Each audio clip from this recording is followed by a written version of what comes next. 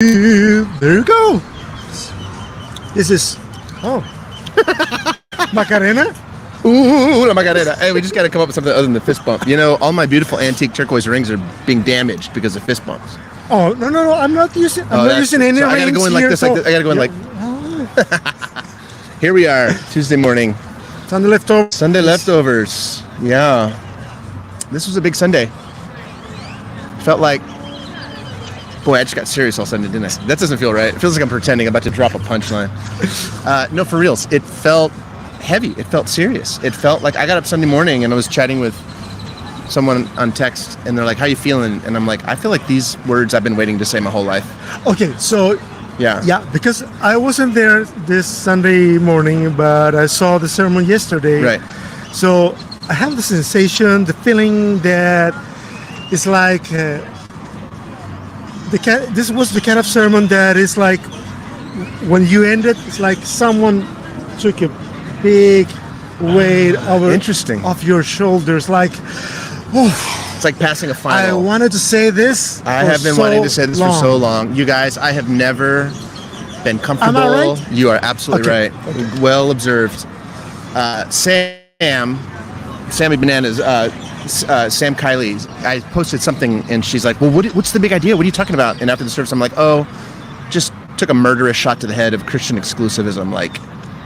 And she's like, I got to listen to that. I think I've been waiting my entire life. My body has never been okay with the idea in the world that says everyone must see the world the way we do from our perspective in order to be part of eternal life, to be part of heaven.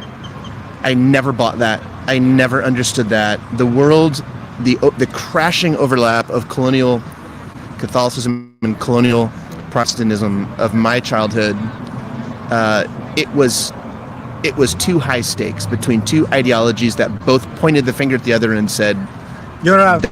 That's anathema. Yeah. That is heresy. That's taking people to hell." It was such a crappy, traumatic place to grow up as a child. I don't live in the black and white. I live in the gray, and my body knows how to love people, and yet my head was being told these things that I just never could accept. I just could never accept it.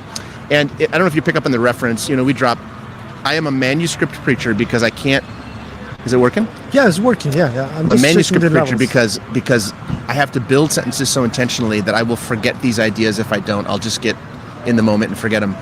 But when I say colonial Catholicism, I mean that as pejoratively as you hear that. And it was not helped by colonial Protestantism, which is just as focused on the obliteration of cosmovisions of native people. It is, so I don't know if you guys caught that. I meant that intensely. I don't know any kind of colonialism that is something good, actually. It just isn't. It's not the gospel. It's not good mission. Now, there are good people that travel between cultures and bring good news, but to obliterate a culture, an organic expression with its own witness of God that harmonizes with the way Christ was in the world, that's what we talked about on Sunday. To obliterate that and say this is all demonic and now you need to immediately begin to believe this thing about the world, that is never good news. It's not good news to the recipients, and it is definitely not good news to those who carry that witness. I said this on Sunday too, and I mean this too. I was just telling this to Clyde, who was sitting over here a minute ago.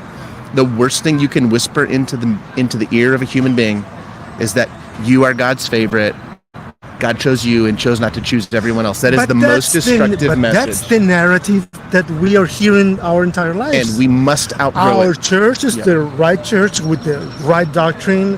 Because we are not saying our cosmovision of God. We are saying our God is the God. And the way we confess that God is the right way to confess that God. Yeah. We have moved past an articulation of an experience of God in the world. We've moved past it too. We think we're defining God by the way we speak. So it's not just here's what we think about God. It is this is God. This is who God is. And I understand as a human how our brain is hardwired to extrapolate that because of our experience. That's part of our biology. Right. But I also understand that it is a scandalous idea. It's not just incorrect. It's immoral to say every human culture must speak of God the way we do. It's immoral. I'm sorry. It's Tuesday. We can be heretics on Tuesday. Also, bite me. I don't have to preach on Sunday. I don't have to preach on the Sunday after that. So I'm going to stew in these ideas. 2 weeks to chase me. With Jason. 2 weeks to chase me down. Y'all, you pick up on something interesting, that it was a relief to be able to say it and not get pulled out of the pulpit and like have my bell rung and get told you have to like back this up and you got to recant this and stuff.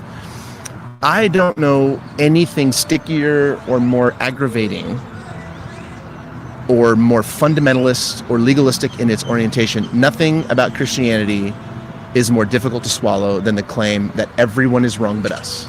It just can't be that, guys. We didn't watch Jesus close enough if that's what we think. Have you seen that meme? It's a very old meme that says, okay, so there's so and so religions in the world and so billions of people in the world, and you're saying that you have the right one? Oh, you're so lucky. Yeah. Good for you. I mean, it's like... Yes. You know, it's somehow built into Western civilization, and I would just even qualify that more. It's somehow built into Western civilization that fancies itself the institutional voice of God in the world. Somehow built into that is this idea that my experience is the only experience. Yeah, right. And listen, if you were to go to the mall with 5 kids, they would have 5 completely different experiences. It's so intuitive, and yet we don't apply it to faith. We just don't. So the one time, and I said this a couple weeks ago, the one time of our week where we come in utterly splintered is on Sunday morning, because we don't feel like we can bring doubt with us. So we're in, we're in the series Hello Doubt, and it's the only time of our week that I think that we literally put on this idea that we all must agree on everything. We don't do this at work. When you're in creative meetings with marketing and with research and development and with people from the C-suites upstairs, you're there because you don't agree. You have to come up with a way through. Unanimity doesn't exist in the marketplace. It doesn't exist at the kitchen table with our children. But we are elevated that as a value for the Christianity. I mean, we must be agree, because the Bible says could be 2 people that are not agree going together. Something like that is I can't translate the verse. But you know what verse is that? I do. We are inclined to make all the people think the same. Yes. Say the same things. We line them all up by their barcodes and their spots, and we continue to get angry and divide Christian communities until we can feel safer and safer and safer. And the reality is I don't think it's even recognizable to the message of Jesus at this point. Right. So if John 10, where Jesus says, "I am the gate, I am the way to salvation," in Luke 14, Jesus will say, "I am the truth, the only truth," or whatever. Don't mistake that for permission for Christians to stand up and say, everyone must believe the way we do. What we're saying there, just to reiterate it in case you didn't catch it, because I'm sure most of you did, when we speak of Jesus, what we're saying is what we learn to be true about God and the world in the same space. So insert that in place of the word Jesus. So when Jesus says, "I'm the only way," or "I'm the way to the Father," what he's saying is the way to the Father is by understanding that heaven and earth co-dwell seamlessly, that one gives birth and nurtures the other like the other gives birth and nurtures the other. That's what we're saying about the incarnation of Christ. Now, that turns up in every culture but ever. But let's try to make this clear for some of our folks. Jesus and Christ are not synonymous. No, Jesus is Mary's son. Christ is the elevated office of the full awareness of the divine and material worlds co-dwelling together. So go back and read Universal Christ by Richard Rohr. When we say Christ, we use the words seamlessly. We're using the word Christ, but it's something universal. It's something out of the boundaries of our existence. It's not something attached to that manifestation of God in Jesus. I mean, the Christ is something bigger than that. Jesus was a historical figure. As best we can tell, Jesus was a man. And his friends wrote wonderful things about him. What his friends struggled to articulate was the sense in which the life of God seemed to be curiously alive in this man named Jesus. Right. So they moved the concept of their friend, who was born in Nazareth and had siblings and Mary was his mother. They moved the concept into more of a metaphor, the Christos, right? The long-awaited one, the one that unifies it all, the one that brings it all together. So we just must say more than just the man Jesus when we say Jesus. We have to mean more. And I still remember the point in seminary. I think it was with Dr. Sharp, who was a good friend of mine, a great professor. I still think I remember the moment on a Tuesday night when it sort of clicked. You know, the old buses in Mexico City, you drop a coin, and then as soon as the coin would drop... Te cayó el 20. Te cayó el 20. Cuando te cae el 20 es cuando ya sabes. When the coin drops and you can get on the bus. The coin dropped. And it's when someone asked a question, and he says, what we must agree on is that when we say Jesus, we mean what we know to be true about God and humanity. It's a concept. So, for the most part, you know, when you're a relatively classically schooled theological student, you're kind of taught not to bring the high octane. You don't bring the rocket fuel to the local church. You know, you just whatever. But I think our congregation seems starry-eyed and wide-eyed and more interested the more we go deeper in this. And I just want you guys to feel the permission to now be good neighbors and be good in-laws and be good spouses, because we don't have to agree with the way you see the world every time. Like, this is so basic. Yeah. And every science gets this except religion. You know, the Middle Ages called theology was the queen of the sciences. No, friends, it's not the queen of the sciences. It's the slowest of all things to adapt. It is the slowest moving train.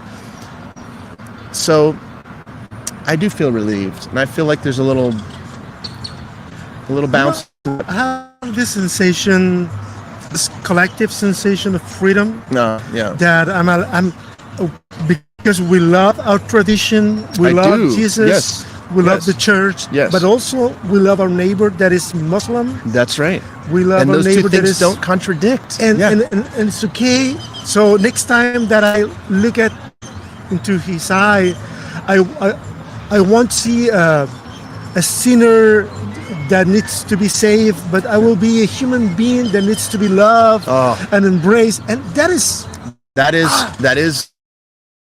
an embodiment. That's an embodiment of the life of God as witnessed in the man Jesus. That's what that is. Yeah. That's living incarnationally. Living incarnationally is not going around trying to convince people that you're the most right. That's not living incarnationally. Living incarnationally is living in the world in that unbelievable awareness that this gives birth to that gives birth to this. Jesus, as best we can tell with the limitations of language, lived in a harmonious way in the world that his friends could not distinguish what was God, what was man. And I think that same reality is our best place to root, because I'm not antagonistically rooted in a tradition that forces others to be less than me or to be, well, when they really realize, listen, that kind of arrogance, we must evolve out of that. If we don't, our children are going to give absolutely zero care about the church we bequeath to them, the church that we give them. Trust me, they will walk away of human consciousness as it rises to look at things like this and say, the most embarrassing plank in the floorboard still of Western Christianity is the fact that it thinks it's the only way to God. It's time to name it, pull the nails up, it's time to be done with it. If we can't do that together, then church bores me to tears. That's what I want to do. That's what I want to do. That's what I think we're doing. So now, for some of you, that's a lot. It's some of you, a lot to chew. Right. Some of you are so new to ANC that our sort of brand of kind of pulling hard at the epistemic questions of life and faith, some of you that feels terrifying. So my advice to you is go slow, trust your body. Don't let any of us pull up ideologies that you still need in order to function healthfully in the world. So it's a mixed community, and we have to be careful. I'm not saying this is the only way to see the world. I'm saying it brings me really able to say, no one I believe in order to be part of this. We can start to talk about, well, not now, but we can start to talk about narratives. Some narratives are better for us in a certain moment of our lives. Oh, absolutely. Other narratives are just expired and useless. Outgrow them. So for us, this narrative makes way more sense according to this world, and the community. I think, but for other people, there's still different narrative, and that's fine. And what we mean when we say that's fine, it's not a condescending way of saying when you grow up you'll be like us. It's literally hang on to what works. No, I'm not saying that. I'm saying when you said it sounded soft. Sometimes when I say it, people will give me feedback and say, but you make it sound like the only real way to do it is your way. And so I can be faulted. Okay. Crimes of passion, when articulating things that mean something to me, you can often listen to me and say, gosh, it sounds like it would be dumb to think any other way. So I don't mean that. When I say it's fine to be anywhere in that cycle, I really mean hang on to what brings you life. For decades, what brought me life was the certainty of knowing that Jesus was mine until that no longer brought me life. Actually, that probably never really brought me life because I was just weirdly precocious from a very young age. But hang on to what you need to hang on to. You know what to release. I'm just giving you permission. If you are like me and you live in the world in various frames of doubt and disbelief, welcome. As David Nix wrote so profoundly in the benediction last week, and if you don't catch anything else, at least go back and catch the benediction. We're waiting. There are people on the outside of the walled city that are literally exited from the gate for being dangerous to the flock. There are people waiting for you and us on the outside because our work remains the same. Love. That's the bottom line. And so wherever you are on this, if you need to push back and be like, that was a lot, I need to find a church that's a little more certain of how it sees the world, that won't be ANC. There's a lot of good churches that do that well. Right. This is just where the wind is taking us. And so it feels good. It feels right. Yeah. All right, dog. That is great. 16 minutes in. We better get off the air. Yeah. Some leftovers. All right. Boom.